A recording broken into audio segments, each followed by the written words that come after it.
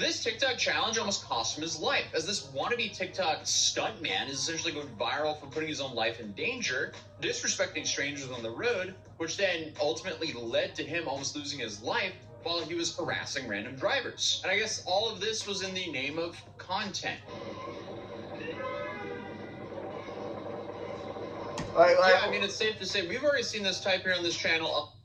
Like, what's the point of that, though? Like, people will go out their way to do things like this to gain followers on social media.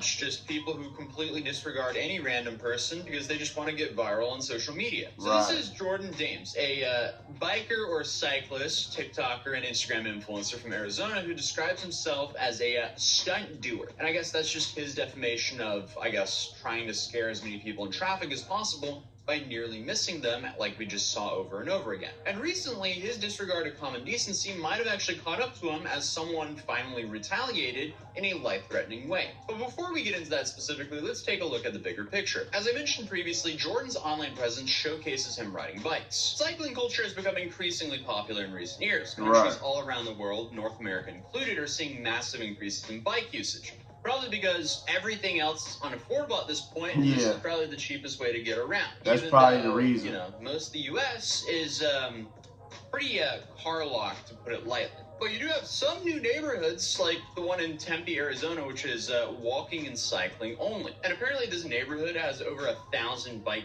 parking spots. And coincidentally, this neighborhood is also very close to the location of the person that we're covering in today's video. And when it comes to regular commuters who just want to get from point A to point B safely, normally in their cars, it's safe to say cyclists can be in the way. Are you a tank? No. Are you a car? No. You're little bicycle, but usually you want to be in the middle of the road. Okay. That's your problem, you get knocked off. So, I mean, this means the majority of the debates involving bike stunt culture, especially the street takeover stuff, the wheelies, the tricks, the group sessions known as ride-outs, they have an even worse association. Personally, I don't mind stunt bike culture as long as you keep things relatively respectful without endangering anyone, like trying to give another driver a heart attack while doing like not, you know what I'm saying, picking with people while you're driving a bike and going in front of people for no reason. Fake outs where you pretend to almost have a car hit you for, I guess, some adrenaline. I mean, that's just a stupid Darwinism. But hey, hobbies should not be illegal, but they should also not be harassing other people. But the guy we're talking about today, Jordan, started posting content in 2022, building his following and getting a viral attention for the first time around September 2023. These videos included himself and his friends performing stunts on bikes, many of which were recorded during their group ride-outs. On his account, we can find many examples of them doing the classic wheelie and trap.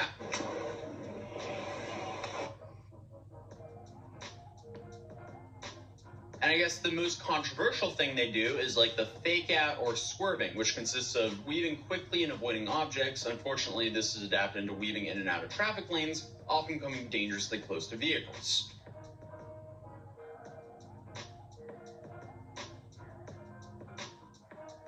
Like, that is silly, bruh.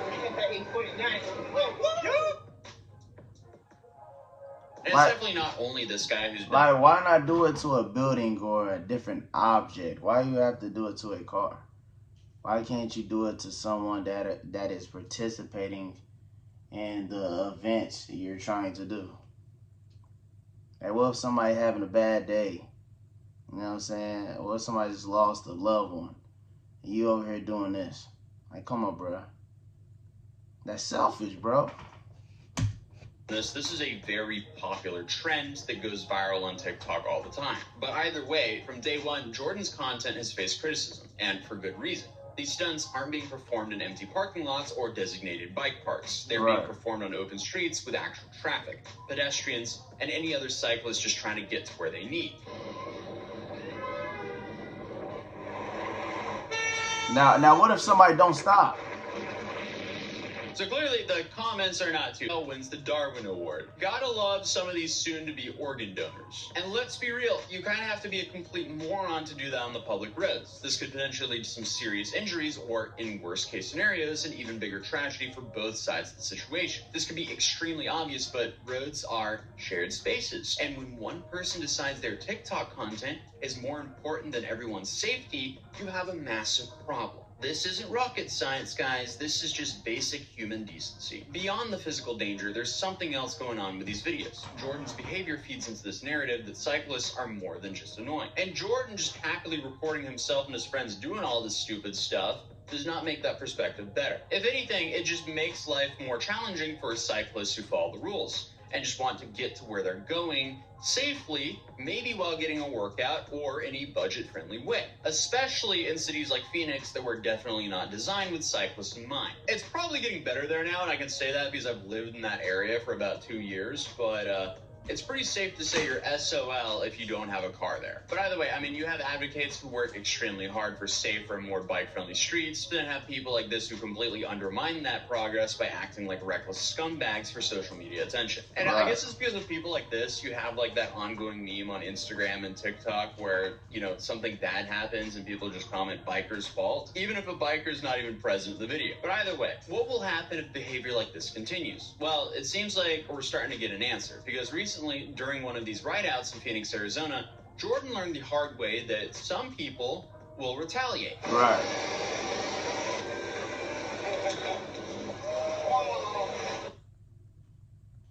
See? See?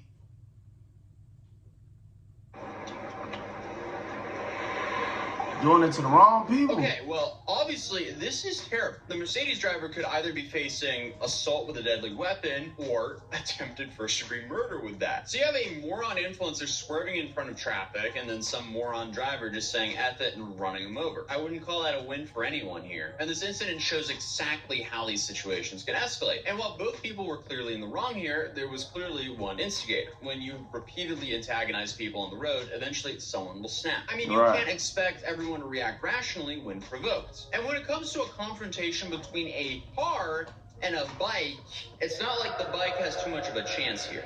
But it seems like that altercation hasn't even taught Jordan too much, because just last month, he went viral again for an even more evident display of disrespect. In one of his most recent videos, Jordan can be seen not only riding in the wrong side of the road, but also when a driver calls him out for it, instead of just acknowledging, you know, his mistake and saying, my bad, and moving on with his day, Jordan mocks the driver, flips the man's side mirror inward, and rides away like he did something awesome.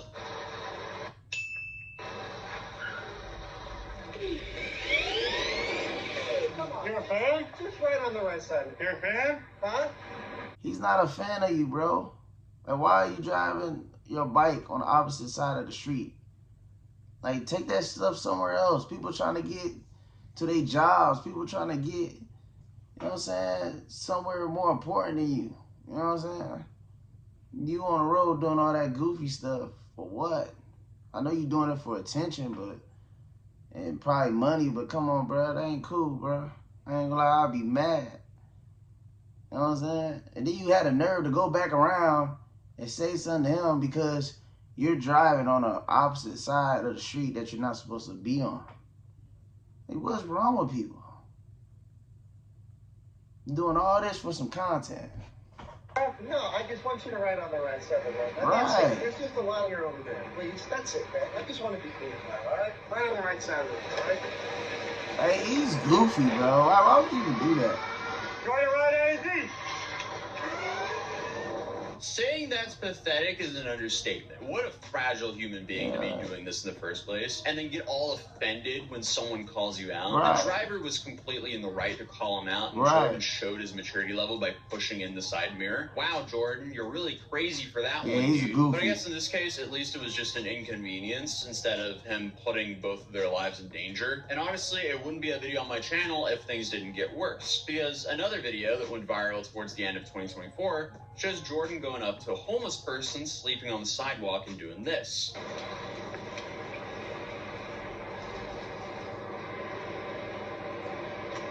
Yeah, dude, let's steal water from a guy who has nothing. People like him are very strange, you know what I'm saying? Like, that's clown behavior. I'm not gonna lie to you. It really is.